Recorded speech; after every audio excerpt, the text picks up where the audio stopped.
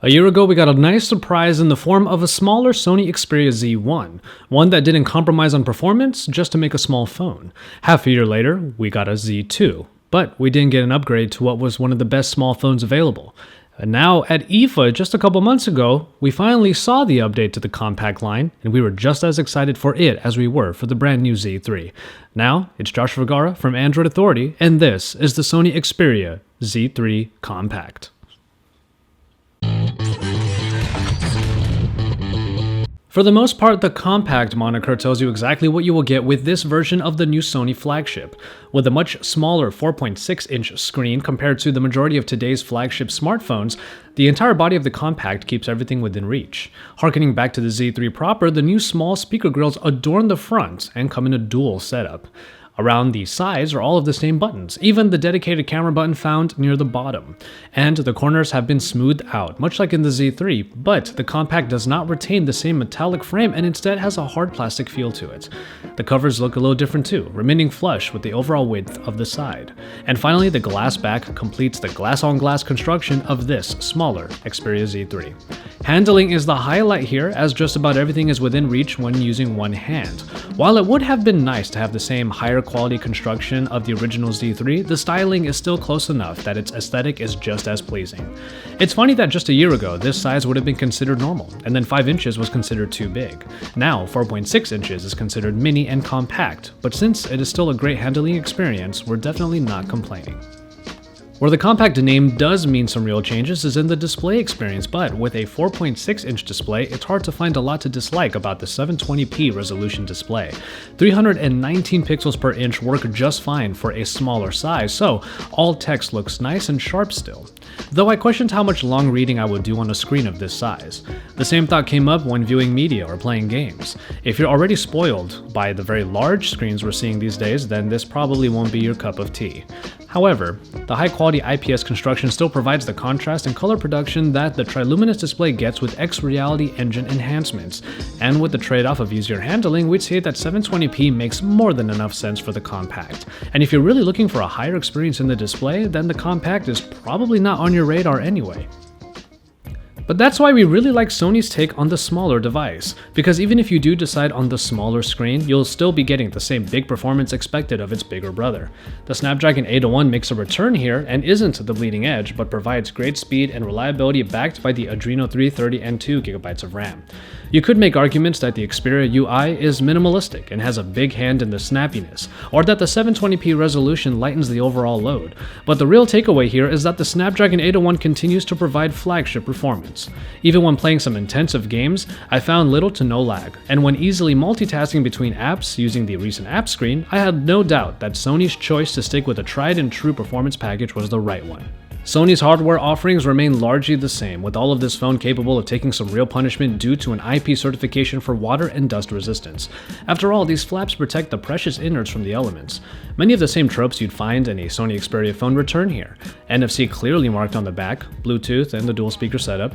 While the sound experience of the Xperia Z3 was pretty great, it should be understood that you'll get a fraction of it here. It's simply a smaller and thus quieter setup, but it still provides a nice stereo sound.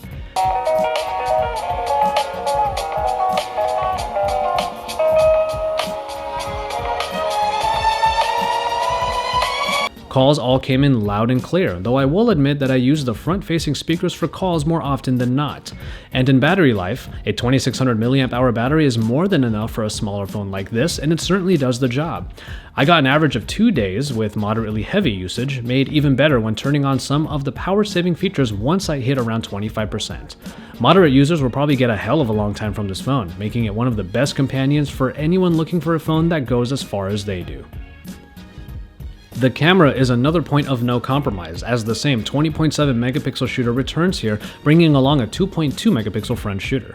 As such, the experience of photography will be much like its bigger brother, only even easier considering this phone's pocketability. The dedicated camera button might be a little small for some though. Indeed, popping this phone out of my pocket, holding down the camera button, and then having a blast was the highlight of the compact's camera fun. But in the app, there are still plenty of modes to play with, including background defocus, 4K video recording, and AR modes that impose characters on your real-life scene. Manual mode is where you'll be able to take full advantage of the megapixel count, but it will be a raw shot without the software enhancements. But that being said, the higher data capture of the 20.7 megapixel pictures is offset by the low noise performance of the superior auto 8 megapixel pictures, though the difference is not as glaring as it was in the original Z3. Colors are rendered quite well, though you might get the occasional overexposure. A high ISO range helps keep some usable shots in low light and actually works more often than not, which can't easily be said for other phones. All in all, it's another good camera from Sony, who sticks to its guns in both high-powered optics and feature-full applications. And finally, the Xperia UI returns once again, and there actually isn't a whole lot to say about it, which tends to be a good thing for Sony. Simple, stock-like elements are on the surface, like the home screen's notification shade, and all that any Android user may already be used to. But the small additions, like the small apps and the recent app screen, give quick multitasking tools, while Sony's own take on the Gallery app and even the built-in Walkman music application bring that distinct Sony style. A big addition to the whole Z3 line is the ability to stream PS4 content straight to your device on the same network. As excited as I am to do this, I haven't bought my own PS4 yet, and actually, to be honest, playing video games on a screen this small might not be the business for many PS4 titles. And then there's the Life Log, Sony's huge data capture apparatus that quite literally logs your entire life on the Z3 Compact. Everything from internet usage to steps taken to even my jog earlier today are recorded by it, shown by an avatar that will reenact what you've done if you choose to look back at it. It's almost creepy how much it logs without you really knowing about it, because it's always on. But if you're the type that does love to journal your life, you might find something actually pretty useful in the Life Log.